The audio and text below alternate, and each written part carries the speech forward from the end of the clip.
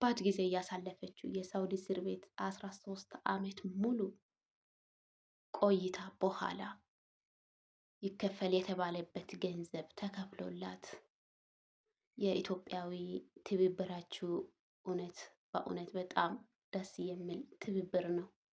ኢትዮጵያዊ ኤርትራዊ በጣም እጅግ አድርገን ከልብ እናመሰግናለን። ሁላችሁም ተረባርባችሁ እህታችን ወደ ሀገሯ ስላበቃችሁ በእውነት በጣም እጅግ አድርጌ ነው ማመሰግናቸው ለእናንተ። እንግዲህ እህታችን ላይላ ከ13 ዓመት በኋላ እናትና አባት እንዳሁም ዘመድ ለማግኘቱ በጣም ከባድ ጊዜ አሳልፋ ከዚህ ሞት ይሻላል የተባለችበት ጊዜ አሳልፋ አሁን እናት አባት ዘመድ ማግኘቱ በጣም ደስ የሚል ሁኔታ ነው። ሰው ልጅ እንኳን የአንድ ዓመት 2 ዓመት ጊዜ የሚሰለቸዋል፣ ግን 13 ዓመት በጣም ከባድ ጊዜ ነው ያሳለፈችው እህታችን እና አሁን ሀገሯ ማግባቱ እናትና አባት ማግኘቱ ዘመድ ማግኘቱ በጣም ደስ የሚል ነገር ነው። በጣም ደስ ይላል በእውነት። እንግዲህ ከ13 ዓመት የተገኘችው እህታችን ሁላችሁም ቤተሰቦቹ ዘመዱ በእንባ ነበረ በአየር ማረፊያ ላይ እየተቀበሉ የነበረው። እሱስ እውነት ነው። ያው እንደ ሞት በላችሁ ተው 13 ዓመት ሙሉ እና እኔ በጣም የገረመኝ ነገር ምንድን ነው እሷ እየታሰረችው ይሻላል።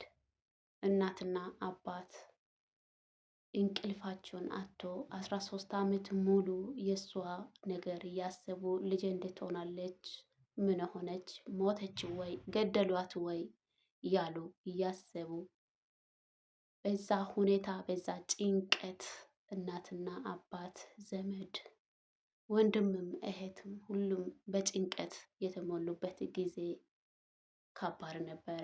13 ዓመት ሙሉ ማለት በጣም ከባድ ነበር። የሰው ልጅ አንድ ሳምንትም ከባድ ነው፣ በጣም ከባድ ነው። እና እንደዚህ እቺ እህታችን አሁን እንግዲህ 13 ዓመት ሁሉም እናትና አባት በእንባ እንቅልፋቸውን አጥቶ ልጅ እያሉ እንግዲህ ታውቃላችሁ፣ የወለደ እናትና የወለደ አባት ያውቃል ሁሉም ነገር። በዚህ ሁኔታ ከቆይታ በኋላ አሁን ወደ ሀገሯ ማግባት ማለት በጣም ትልቅ ነገር ነው። እውነት ሲቀበሉ ለእኔ እምባ ነው የቀደመኝ። ሲያያቸው በጣም በእምባ በቃ በእምባ ማለት ነው። እና ሰውም ከሰው ጋር ተለይታችሁ በጣም ረጅም ሰዓት ስትገናኙ በጣም ነው የሚከፋችሁ። የደስታ እንባ ስለሆነ ተመስገን ተመስገን፣ ሌላ ምን እንላለን? በጣም ከባድ ጊዜ ነው ያሳለፈችው። በጣም በእውነት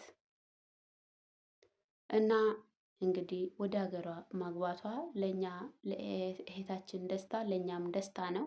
የሰው ደስታ ደስ የምትሉ ሁላችሁም እንኳን ደስ አለሽ ላይላ ለማለት እንግዲህ ከምንም በላይ በጤናና በሰላሟ ወደ ሀገሯ ብታስርም ክፈል እየተባለችበት ገንዘቡን ተከፍሎላት አልቆላት እናትና አባት ማግኘቱ በጣም ትልቅ ነገር ነው።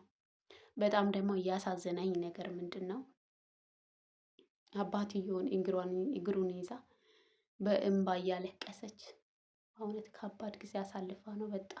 በጣም በዛ ላይ እሷን ብቻ አይደለም እናትና አባት ከባድ ጊዜ አሳለፉ። የእሷ ጭንቀት የእሷ ሀሳብ ልጄ ምን ሆነች፣ እንኳን እስር ቤት ትታችሁ እዚህ እየሰራን ያለን ሰዓት እናት ያላችሁ ታውቃላችሁ።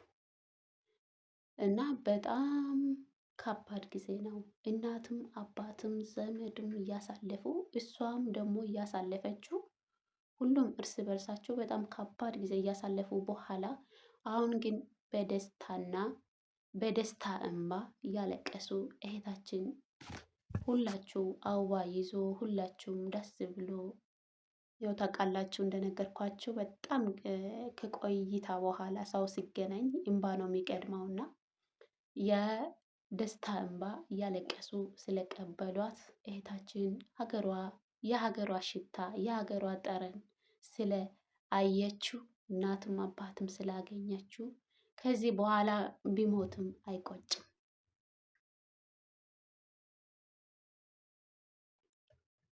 ተዘጋጅቶ ለ13 ዓመት ሙሉ በአንድ እስር ቤት የሞት ፍርድ ተፈርዶ የተጠባበቃችሁ ሁሉም ነገር አለቀላችሁ ወይስ ሁሉም ነገር ተወስኖ ሁሉም ነገር ጨለማ ከሆነ ባለበት ሰዓት ላይ ህይወት ስትዘራ እቺ ላይላ ትመስላለች።